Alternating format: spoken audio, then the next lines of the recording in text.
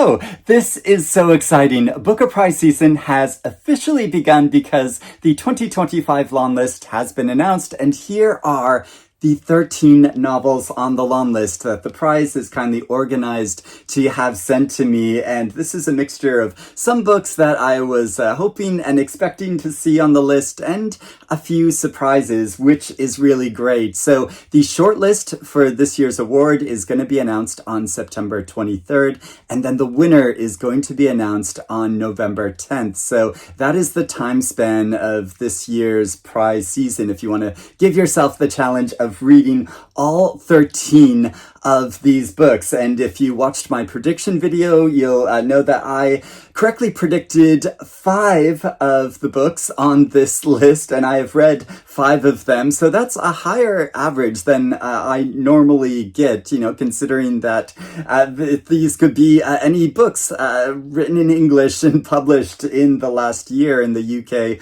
or Ireland. And I am so excited to read more books from this list, and I'm going to do so very soon with my online book club, because I've just created a poll on the page, so all of our members, we can vote on what we want to read first together in August, and then we'll read another book together in September. So if you're not already a member of my online book club and you want to join in with us, I'll put a link in the description below so you can find out more about it. We have really wonderful Zoom discussions together and chats on the page and on a special Discord board that I've created just for our group. So it's a really wonderful group of readers, and one of the best things about following the prize is seeing everyone's reactions to the books, of discussing them, because we all have our own thoughts and opinions about them. Now, I'm going to go through the list and give brief descriptions of each of these books, and if I have any thoughts or extra fun information about them. But first, I'll give some general information and points about this year's long list. The longest novel on the list is The Loneliness of Sonia and Sunny, and the shortest novel on the list is Universality. Now, these two books are somewhat controversial, nothing to do with the content of them, but Kiran Desai's novel is due to be published on September 25th, which, yes, is 2 days after the shortlist announcement. So the general readership won't be able to get a hold of this book until after the shortlist is announced, and I feel very lucky to have an advance copy of this book, but I know it frustrates a lot of readers who follow the prize when they aren't able to read all of the books before the shortlist is announced. Now, sometimes publishers bring the publication date forward if the book has been listed for the Booker, but this isn't always the case, and we're just gonna have to see if they choose to change the publication date, although this is quite a major publication, so there might be complications with that. And with Natasha Brown, so it was just recently announced that she is going to be the chair of judges for the 2026 International Booker Prize. And I know some readers have been somewhat wondering about this, to be nominated for this award and then to immediately judge it after she potentially wins this prize. But I don't think it's as controversial as it kind of seems, because the who chooses to judge this prize is completely separate from the current judges of this prize. So I don't think there's any kind of favoritism or conflict of interest. It's just a kind of coincidence, but it would be a pretty major thing if she wins this award and then goes on to immediately judge the translated fiction prize portion of it. There are only 2 debut novelists on the list, which is much less than normal in recent years. There have been a lot of debuts on the long list, and so yeah, the the list is mainly made up of authors that are fairly prominent or have won awards in the past. There are also 4 former Booker Prize nominees, and of course Kiran Desai actually won the Booker Prize way back in 2006, and this is her first novel since then, and given the size of this book, you can see why it took her so long to complete it. Coincidentally, 3 of the books on the list come with endorsements from former Booker winners on the very front covers of the books. So with Flashlight, there is an endorsement from Eleanor Catton, who says this is ferociously smart, full of surprises. Flashlight is thrilling to the last. And then with The Land in Winter, there is an endorsement from Samantha Harvey, last year's Booker Prize winner, who says this is a novel that hits your cells and can be felt there. Superb. And then with Benjamin Wood's novel, Seascraper, there's an endorsement from Hilary Mantel, who calls this author a huge talent. And she says, where's her full quote? Here it is. She says that Benjamin Wood knows how to generate tension, makes lively characters you can see and hear, and writes about rural England in a sensitive, considered way that doesn't stray into the nostalgic. A huge talent. And obviously Hilary Mantel died a number of years ago, so this was referring to some of his past writing. These stories are also truly international. They take us all over the globe, from Malaysia to Hungary, rural England, India, Japan, North Korea, Ukraine, Trinidad, Greece, and America, specifically New York City. A few of the novels center around New York City, and I guess you can't have Sarah Jessica Parker as a judge and not have some of the stories focus on New York City. But interestingly, I don't think any of these novels are set in Ireland, and with Roddy Doyle as the chair of judges, I know so many people were expecting, of course, there's going to be some Irish fiction on this list, but nope. Now I'm going to discuss each of these novels individually, and I'm going to begin with the 5 books that I've already read because they're the ones that I'm most familiar with. So there is The Land in Winter by Andrew Miller, and this story is set in the early 1960s in the rural English countryside, and it follows 2 couples over an especially cold and snowy winter. They are neighbors, and each of these individuals is at a precarious point in their lives. There is adultery and pregnancy, failed farming, loneliness, mental health issues, the shadows of World War II, and some who are considering moving back to the city. So we follow them as they wrestle with these issues and follow their interactions with each other. And each major character in this book is so well drawn and distinct, and as you'd imagine, it's very atmospheric with descriptions of this very snowy landscape, but also the emotions of these characters. And there is a fantastic messy party scene, and I love messy party scenes in novels. I read this novel when it was first published back in December of last year, so it was the perfect season to read it in, but I'm sure it will work equally well reading it now in the summer. And Andrew Miller was previously shortlisted for the Booker Prize, and this novel recently won the Walter Scott Prize for historical fiction. So I think he is a strong contender. And there is Flesh by David Szalay. This novel follows the life of Istvan from his teenage years and a disastrous first affair to his later years, but rather than present a complete portrait of his life, we get sequential islands of experience throughout his life. Sometimes there are years which pass between chapters, but taking them all together, it forms what it means for him to be a man, to inhabit a man's body, and to channel his masculine desires and the expectations which are placed upon him as a son, as a husband, a soldier, a bouncer, a father, and a businessman. The prose is very stripped down in its dialogue, and there are very few descriptions of his emotions, but at the same time, the narrative conveys something so essential about his nature and his being. I think it's a brilliant portrait of a certain form of masculinity,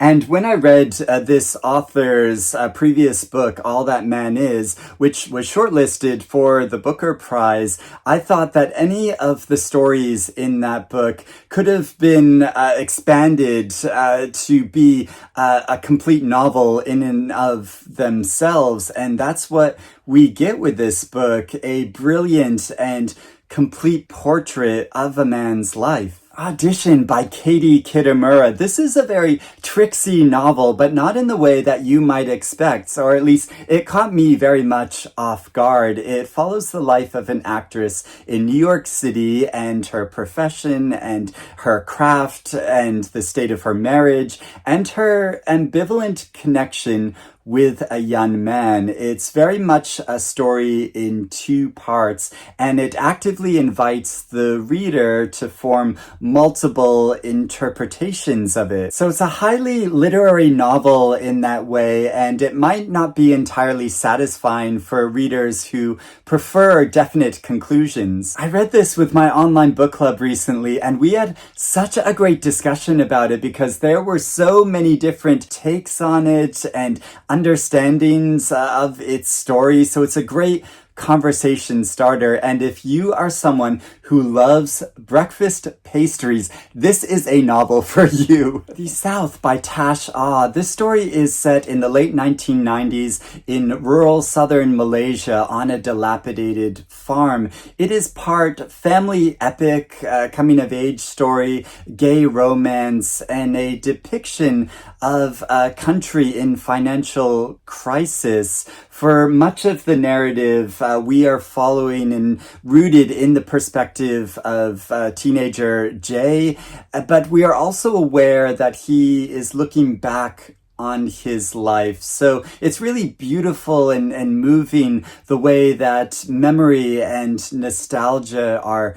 presented in this story, and you can naturally make comparisons with Proust. There are so many gorgeous and vivid descriptions in this novel from young people who are waiting for their lives to begin, and the tedium of that, to descriptions of rotting fruit on this farm. I know readers often complain when books that are part of a series are nominated for a book award, but this is the very first book in a planned quartet of novels. So we are getting in at the very beginning, which I think makes it a great candidate for the prize. And also Tash Aw, this is the third time he has been nominated for the Booker Prize. So again, I think he's another strong contender. Universality by Natasha Brown. This novel begins with a journalist's account of a crime which occurs on a commune during lockdown, and how a man is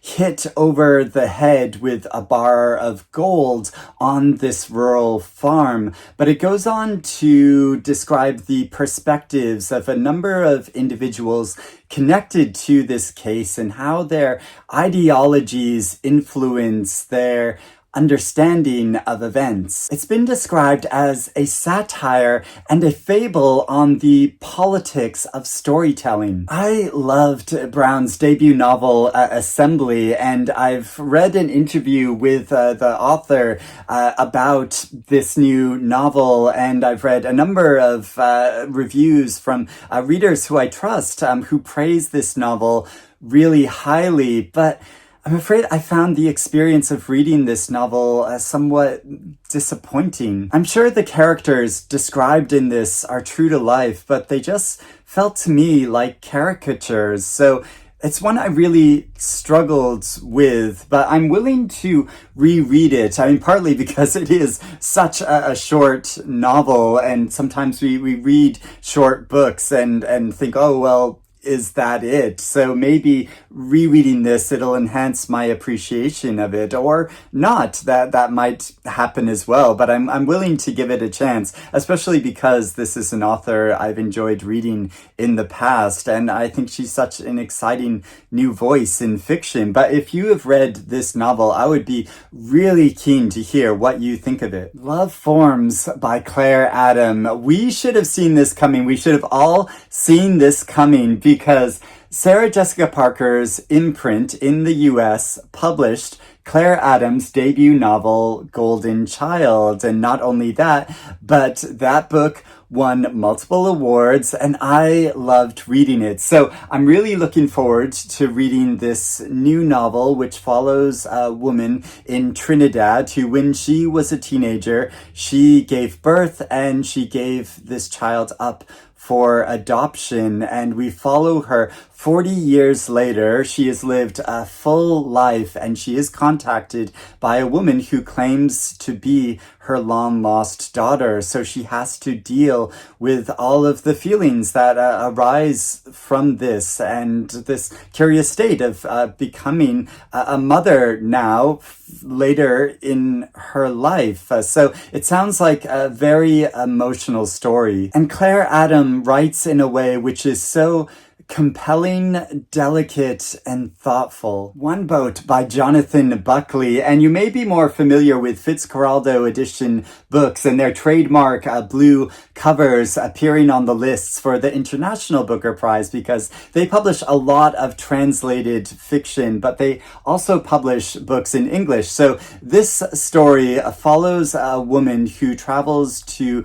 a small town on the Greek coast to grieve for her deceased father. And this is the same place that she traveled to when her mother died several years earlier. And there she encounters a number of the same people, and it follows her and her exchanges with a number of idiosyncratic individuals in this area as they discuss their feelings about longings, regret, and time. I've seen fairly mixed reviews of this novel, and it's been likened to the work of Rachel Cusk, which makes me somewhat wary of it, but Jonathan Buckley is a very prolific and thoughtful author, so I'm intrigued to see what I make of it. Flashlight by Susan Choi. This novel follows Louisa, a girl whose father is missing and presumed dead, but it is also about the lives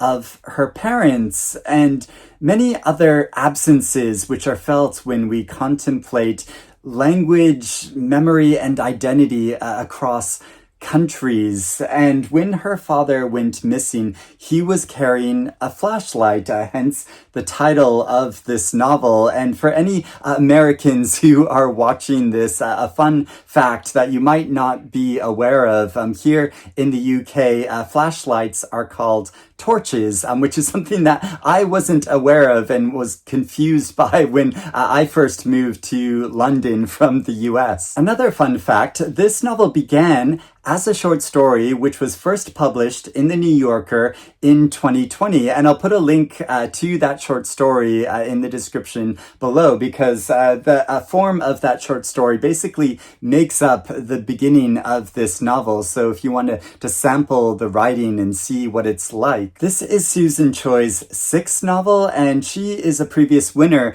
of the National Book Award for her novel Trust Exercise. The Rest of Our Lives by Ben Markovits. This novel follows Tom, a man in something of a midlife crisis. He has just dropped off his daughter at college, but he decides not to return home to his wife, who had an affair, or to his job, which is in crisis, or to his health issues. Instead, he goes on a good old American road trip. As we follow his journey, he has a lot of time to reflect on his marriage, the state of his life, and how he wants to spend his later years. This novel has been described in The Guardian as the quieter male counterpart to Miranda July's novel All Fours. Now, given how I felt quite ambivalent about that novel, I'm not sure what I will make of this story, but I am intrigued. Endling by Maria Reva. I have been hearing such great things about this debut novel, and it sounds wild. It's in part about a maverick scientist who's trying to rescue rare snails from the brink of extinction, but it's also about the marriage tourism industry in Ukraine and a country on the brink of large-scale conflict. It's been described as metafictional and darkly comic, and it has one of the most intriguing descriptions I have read on the inside flap of a novel. It's described as a journey of a lifetime across a country on the brink of war. 3 angry women, a truck full of kidnapped bachelors, and Lefty, a last-of-his-kind snail with one final shot at perpetuating his species. And you can see a snail in this cloud on the cover of the book. It also comes with a great endorsement from Percival Everett, who says, "This novel turns corners and tables. I love works that are smarter than I am, and this is one." Seascraper by Benjamin Wood. This novel is set in the 1960s on the rural English coastline and follows a man named Thomas who is continuing his grandfather's traditional business of scraping shrimp from the beach on that coastline. But really, he aspires to be a folk musician, and it follows the quiet tensions in his life, but also a dramatic occurrence when a Hollywood director comes to their area and he wants to use their coastline as the setting for his next film and pretend that it is the coast of Maine in America. The novel is mostly set over the course of one day in Thomas's life, and it's meant to be powerfully descriptive. And also, Benjamin Wood has written and recorded a song in the guise of this character, and he's published this on his website. So I'll put a link in the description below to that if you want to have a listen to it, because it's really beautiful. I loved a previous novel by this author, which is called The Ecliptic, which is also very much about a loner. So I'm really looking forward to this new book. Misinterpretation by Ledia, Xhoga. This debut novel follows an Albanian interpreter in New York City who gets overly involved in her clients' complicated and difficult lives. It's about her flailing marriage, her mental health issues, and the tension between wanting to help others and self-preservation. The story sounds really good, and I'm drawn to it by a description and endorsement from the author Rita Bullwinkle, whose novel Headshot was one of my favorite discoveries from the Booker Prize list last year, and she calls this a heart-stopping emotional thriller. Violence hovers in this book's borders. I loved it, but I am also somewhat wary on a quote that is from the novel that's on the inside flap, which begins, "There was a unicycle hanging from a metal rack, its lemon-colored wheel hovering above my head." And whenever, may just be a pet peeve of mine as a reader, but whenever I read something described as lemon-colored, it just makes me think of a creative writing class where they said, "Oh, never never just write yellow, write lemon, because this is more evocative, for a reader. But I feel that has been so overly used now that, but I'm sure that it's just a small aspect of this book. But yeah, it sounds really good, and one I've not heard all that much about before. But Gretchen on her BookTube channel, Made You Book, she did predict this would be on the Booker list. So well done, Gretchen. And finally, there is the great big chunkster, The Loneliness of Sonia and Sunny by Kiran Desai. And one of my favorite things when I open a novel is to see a family tree. And this novel doesn't just have one, but it has two of them. And these are the family lines of the two main characters in the title of Sonia, who is an aspiring novelist, and Sunny, who is a struggling journalist. And both of them live in America, but they still have family in India. And at one point, their grandparents tried unsuccessfully to matchmake them. It follows their lives and connection with each other over a long period of time. I've started reading this novel and I'm really enjoying it. I didn't want to put it down to make this video, and I'm going to go back to reading it very soon. And if you're going by kind of the bookies odds, then Kiran Desai is probably the favorite to win this award, because not only did she already win the Booker back in 2006, but this is a novel that is so much anticipated. As it says on the back of the book, it's a novel 20 years in the making, and Kiran Desai comes from this great literary heritage where her mother, Anita Desai, was nominated for the Booker Prize also multiple times. It's just a real shame that this novel isn't being published until